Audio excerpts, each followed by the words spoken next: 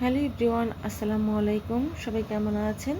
বরাবরের মতো নতুন আরও একটা ব্লগ ভিডিও নিয়ে আপনাদের সামনে হাজির হয়ে গিয়েছি।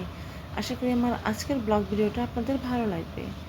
আজকে বিকাল বিকাল একটু রেডি হয়ে গিয়েছি, তো বাসা থেকে বাইরে বের হব। তো নূরকে নিয়ে আসি, কোথায় যাব, কি করব, সবই এই ভিডিওতে আপনাদের সাথে শেয়ার করব। তো যাই হোক, এখানে নূর কিন্তু অনেক বেশি খুশি, আর আমরা সবাই বাসা থেকে বের হয়ে পড়েছি, সাথে আমার ক্যামেরাম্যানও। তো যাই হোক না কেন, বাসা থেকে ঘুরতে বের হতে কিন্তু নূরের অনেক বেশি ভালো লাগে। তো বাজারের মধ্য দিয়ে আমরা যাচ্ছিলাম, একটু বুতেও ঢুকেছিলাম। তো টাকা তুলে তারপর এখন ঘুরতে যাচ্ছি। আর আমরা যেখানে ঘুরতে এসেছি আজকে, এই জায়গাটার নাম হলো বরগুনা সার্কিট হাউস। তো এখানে বিকালবেলা অনেক মানুষই ঘুরতে আসে, আমার কাছেও মোটামুটি নিরিবিলি পরিবেশটা ভালো লাগে, আর যার কারণে আমিও মাঝে মাঝে এখানেই ঘুরতে আসি।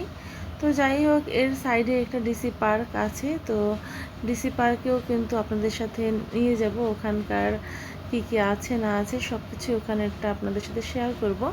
তো এই রাস্তা ধরে সামনে আগালেই কিন্তু ডিসি পার্কটা। আপনারা যারা বরগুনা জেলার ভিতরে থাকেন তারা অবশ্যই চাইলে এখানে আসতে পারেন, আর আমার মতো সুন্দর একটা বিকেল উপভোগ করতে পারেন। মন খারাপ সময় আপনি যদি এখানে আসেন তাহলে দেখবেন আপনার সব কিছুর দিক থেকে মনটা খুব ভালো হয়ে গিয়েছে, আর এই ভালো লাগা নিয়েই কিন্তু সামনের দিকে এগিয়ে চলা। তো এখানে এসে কিন্তু আমরা দোলনায় উঠেছিলাম নূরকে নিয়ে, আর এরপরে কিন্তু খুব সুন্দর সময় কাটিয়েছে এখানে। দিঘির পাড়ে বসে থাকতে অনেক বেশি ভালো লাগে। তো যাই হোক, আমরা তেমন একটা জায়গা পাইনি বসার, তো আমরা একটু হাঁটছিলাম। তো যাই হোক না কেন, এই যে আমার হাতে সুন্দর চুড়ি দেখছেন, এই চুড়িটা কিন্তু আমি গিফট পেয়েছিলাম বোনের হাজব্যান্ডের কাছ থেকে। তো যাই হোক, চুড়িটা আমার কাছে অনেক বেশি পছন্দের। আমি সচরাচর সবসময় চুড়ি পরি না, তো আজকে একটু পরলাম।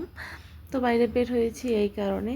তো এদিকে দেখেন অনেক লোকজন, তো বৃষ্টির ভিতরেও কিন্তু অনেকে এখানে ঘুরতে আসে, আর এই জায়গাটা কম বেশি সবারই খুব পছন্দের। এখানে এসে আপনি কিন্তু অনেক সুন্দর একটা প্রকৃতি দেখতে পারবেন, যেমন এই যে শীতল পানির ঢেউ, তো বাতাসে দেখেন পানিগুলো কত সুন্দর লাগছে।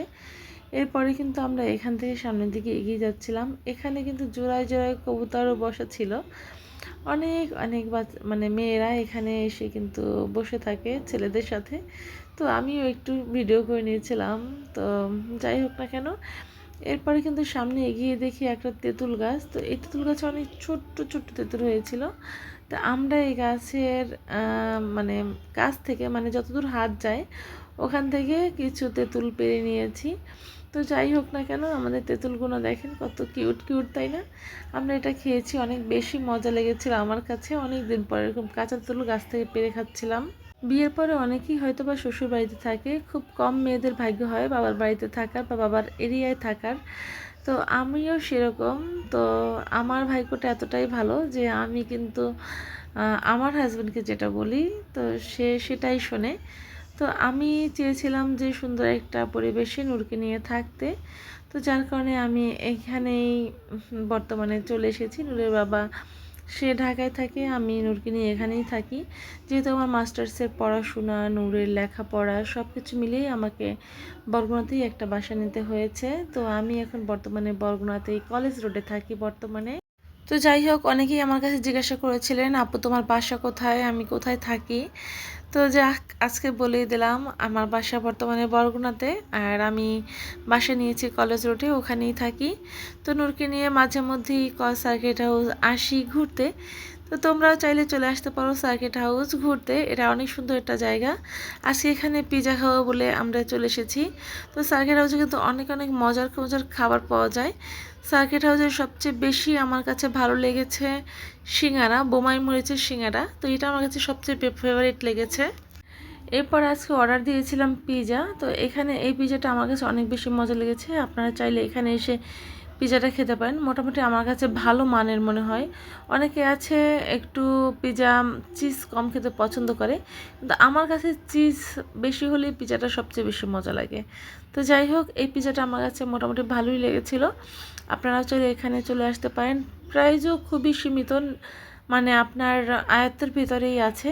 তো যাই হোক না কেন, আমার আজকের ভিডিওটা ছিল এই পর্যন্তই। জানি না আমার ভিডিও আপনাদের কাছে কেমন লেগেছে। যদি ভালো লেগে যায় অবশ্যই আমার পেজটা ফলো দিয়ে আমার চ্যানেলটা সাবস্ক্রাইব করে যাবেন, ইউটিউব চ্যানেলটা। তো আজকের মতো এখানেই বিদায় নিচ্ছি। আল্লাহ হাফিজ, টাটা।